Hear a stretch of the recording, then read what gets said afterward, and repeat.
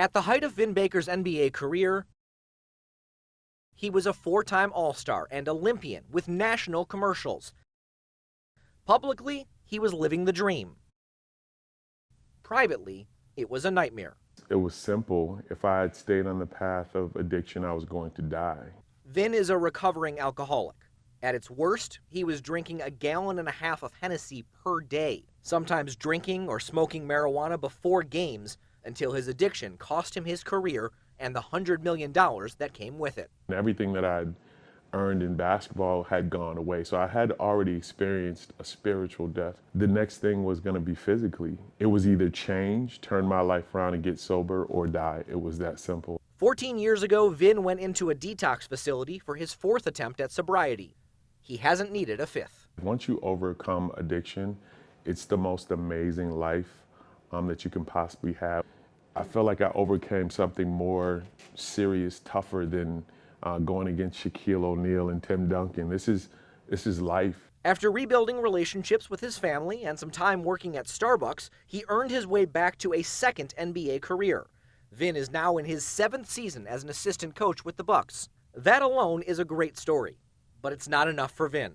The son of a preacher and a youth minister himself, his focus is on helping others. I hope that I can save as many lives as possible. I hope as many people that know my story and are afflicted or suffering from addiction will come and get the help that they need to live life on life's terms. That's why he helped bring Vin Baker Recovery to Milwaukee, an addiction treatment center that can benefit up to 1,000 people with substance abuse disorders and other mental health struggles. That's why I put the building here. It wasn't to be more famous. I didn't open up a restaurant with my name on it. I opened up a building to help people get sober, that live the sober life that I've been blessed with. It's Vin.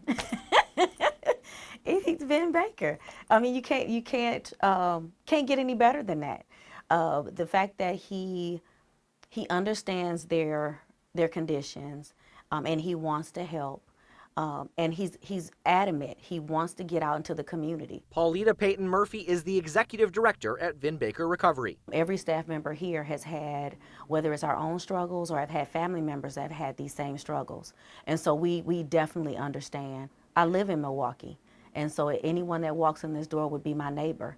I want my neighbors to succeed. The treatment center offers sessions with counselors, group work, as well as medicated assistant treatment and help organizing care. Our doors are open for anyone who needs it. Vin plans to be a hands-on part of the treatment center.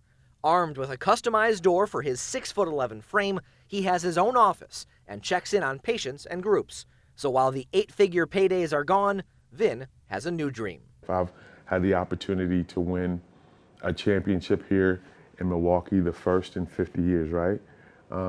If one person comes here and gets sober, that's the most meaningful thing. It's more meaningful than winning a championship. You actually saved a life.